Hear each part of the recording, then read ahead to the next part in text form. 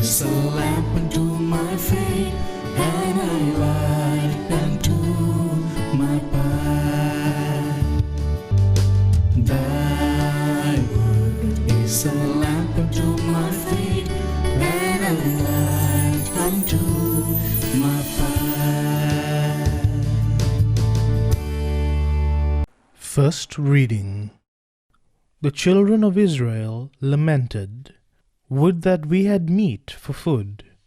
We remember the fish we used to eat without cost in Egypt, and the cucumbers, the melons, the leeks, the onions, and the garlic. But now we are famished. We see nothing before us but this manna." Manna was like coriander seed, and had the color of resin. When they had gone about and gathered it up, the people would grind it between millstones, or pound it in a mortar, then cook it in a pot and make it into loaves which tasted like cakes made with oil. At night, when the dew fell upon the camp, the manna also fell. When Moses heard the people, family after family, crying at the entrance of their tents, so that the Lord became very angry, he was grieved. "Why do you treat your servant so badly?" Moses asked the Lord. "Why are you so displeased with me, that you burden me with all these people? Was it I who conceived all these people, or was it I who gave them birth, that you tell me to carry them at my bosom, like a foster father carrying for an infant, to the land you have promised under the oath of their fathers? Where can I get meat to give to all these people? For they are crying to me, 'Give us meat for our food.' I cannot carry all these people by myself, for they are too heavy for me. If this is the way you will deal with me, then please do me a favor of killing me at once, so that I need no longer face this distress."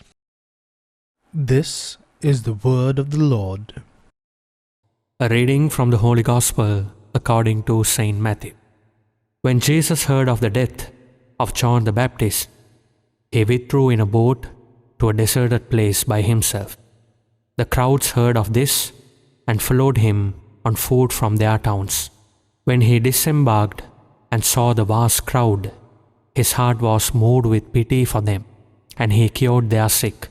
When it was evening, the disciples approached him and said, "This is a deserted place, and it is already late.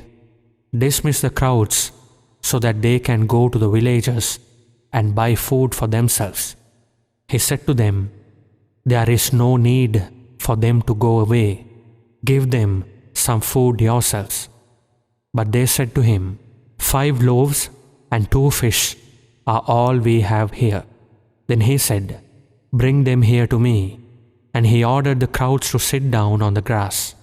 Taking the 5 loaves and the 2 fish, and looking up to heaven, he said the blessing, broke the loaves, and gave them to the disciples, who in turn gave them to the crowds.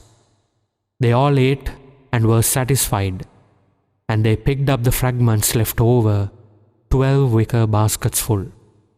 Those who ate were about 5,000 men, not counting women and children. The Gospel of the Lord. In today's first reading, we see the Israelites making a stark statement. Now they are going through the desert, and they were freed from Egypt, and the Lord is prepared to give them food of eternal life, food from heaven. But instead, they say that they prefer the onions and cucumbers and potatoes of Egypt.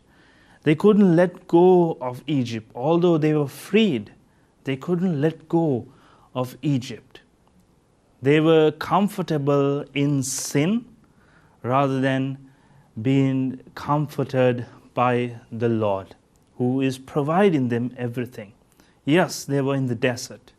Yes, it was a different experience, but they had God with them. The Lord was with them. Now, sometimes in our life, this happens too. When the Lord shows us a way and He guides us, it is not 100% comfortable.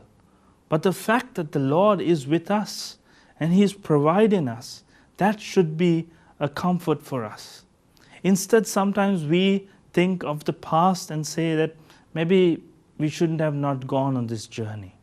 Maybe we should have been where we were in sin. So we need to reflect on what the Lord is doing in our lives today. We must see Him in our lives today, because He never lets us go. In our life today, the life we live today might not be comfortable, might not be the way we want it to be. But we must be comforted by the fact that the Lord is with us always. And that should be a comfort for us. So we might also go through a desert experience, an experience of pain and suffering. And yet, we should know that the Lord is with us. That is enough. So that we don't look back to our sinful lives, to the past, and try to go back. But we must go forward to what the Lord is showing us, because He will give us eternal life through this path that He is leading us. So today, reflect on this. Reflect on your life and see how the Lord is actually working in all the pain and suffering that you are going through, or even how He is working in the joy that you are going through in this life.